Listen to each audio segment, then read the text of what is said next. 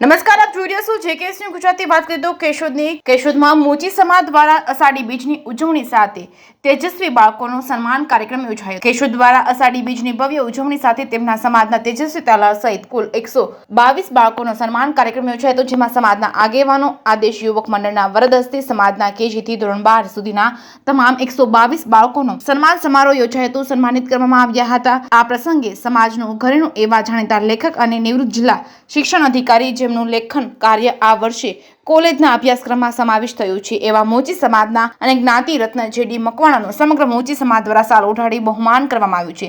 તેમજ આદેશ યુવક મંડળ તરફથી તેમને પુષ્પગુચ્છ અને મોમેન્ટો આપી સન્માનિત કરવામાં આવ્યા હતા.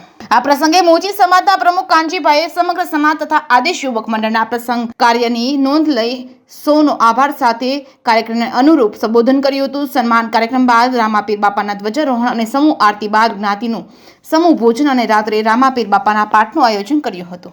જેકેએસ ન્યૂઝ ગુજરાતી સાથે રાજુ પંડ્યા, કેશોદ.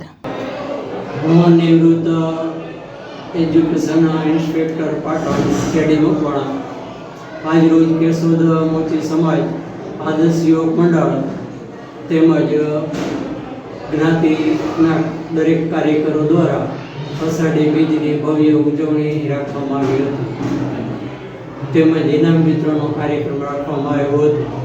તેમાં કેજીથી માંડીને ધોરણ 12 સુધીના તમામ વિદ્યાર્થીઓને કુલ સંખ્યા 122નું ઇનામ વિતરણ કરવામાં આવ્યું હતું.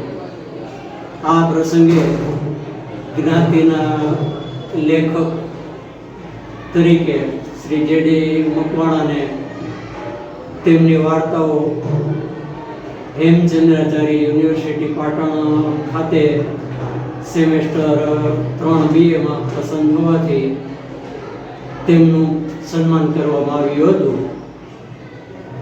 આ પ્રસંગે જમણવાર તેમજ મંદિરની ધ્વજારોહણ અને ધજા ચડાવવાનો કાર્યક્રમ પણ રાખવામાં આવ્યો હતો.